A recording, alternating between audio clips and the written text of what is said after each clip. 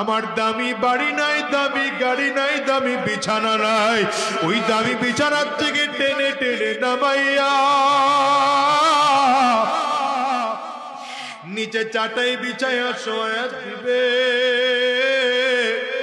আরে তোমাকে আমাকে একদম পুরাতন চাদর দিয়ে ঢেকে রাখবে।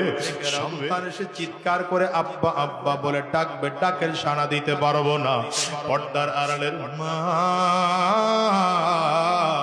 সন্তান এসে মা বলে ডাকবে, ডাকের সাড়া দিতে পারবো না। ওই কলিজার টুকরো সন্তান ওখানে বসে চিল্লায় আর বলে আব্বু জবান খোলো, জবান খুলে না। আব্বু জবাব দেওয়ার মতো শক্তি নাই। একদল লোক চলিয়ে যাবে বাজার থেকে কাফনের কাপড় কিনে আনার জন্য, একদল লোক চলিয়ে যাবে সাবান কিনে আনার জন্য, একদল লোক চলিয়ে যাবে বাঁশ কিনে আনার জন্য। বাজার থেকে বাঁশ কাটিয়া আরে কাঁচা বাঁশগুলো দিয়া কবরের মধ্যে সুন্দর করে কবর খনন করিয়া আমাকে বাগানের কিনারা নিয়ে গোসল করায় 300 কাপড় দিয়ে প্যাকেট করবে।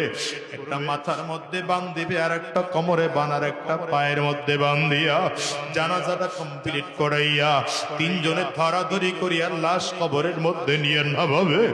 ওরে দুনিয়ার যুবক, যদি চোখে পানি না আসে কান্নার বান্দরে মালিকের কাছে মাপ চাও।